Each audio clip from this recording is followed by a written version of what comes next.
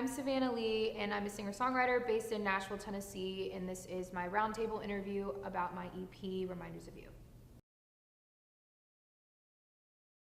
This was like my last session of that writing trip, and I had done so many songs with Nick where it was like just him and me and very deep songs, and I walked in, I knew just because Dreaden is like outside of this very much like a talented pianist, and I don't get to work with a lot of people here that like piano is their first and main instrument. So I just thought it was really cool, and I was like, how do we incorporate like his jazz piano background into this? And once Abigail got there to write the song with us, it kind of all just happened very quickly. I would say the song came together really fast, and it felt very natural, and it was one of those things again where I was like, yes, this is upbeat, but it feels like me, and that's something that I've always kind of struggled with the writing process of like the lyrics, once again, still very deep and like impactful and related to all the other songs, but we wanted the production to kind of be switched up and feel like more upbeat, I guess. Yeah, just super like a lot lighter and not overthought. I think that's kind of like going into it like that in mindset. Yeah, it came together like really fast. Me and you and Abigail's like little vibe there was just like, then very quick.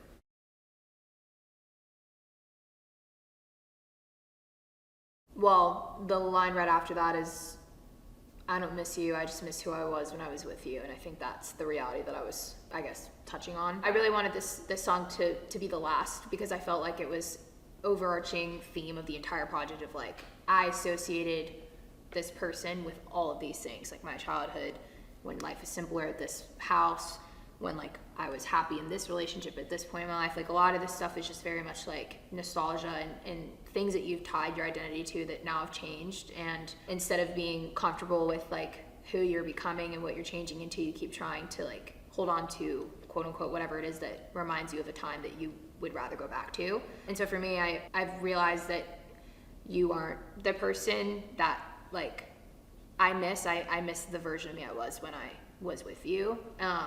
And yeah, I think that was like the reality that I wanted to get across with this song, because I feel like it was the most hopeful song on the track list.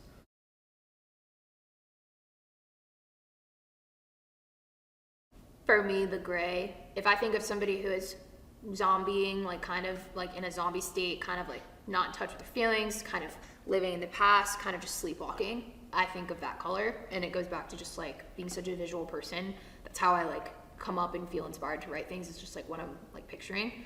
And I knew we had already said gray earlier in Indigo, and I knew that was going to be on the project. So then when we came to this part, I remember just like I went to like the bathroom, which is what I'll do during sessions when I feel overwhelmed, and I'll go and try to write lyrics by myself real quick just to like see if something happens, I don't know.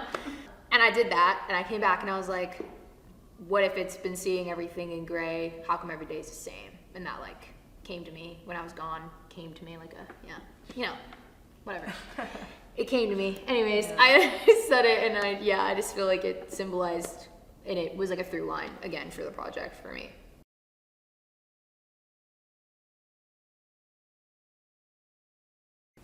The whole premise of the video is supposed to be like, it shows like me and Michael together and then me by myself. Even just the coloring is like the moments where him and I are in the scenes, they're like a little bit more like light and airy looking and like sunny, and then with me the color is like a little bit more washed out, a little bit more cool toned kind of thing, which is like all very intentional. And it's basically just supposed to be like me going back to all the places that I associated my like younger years and happier times to, and a lot of that had to do with that person and that relationship. And so I guess just it flashes between the two worlds of just like me by myself and us together to kind of showcase like the same line of the chorus of, I don't miss that, I miss who I was in those moments, and I miss being that happy, and I miss being that young and carefree, and when things just felt a lot more simple. That's not directly tied to the relationship, it's just tied to the version of me that I was then, and being okay with who I am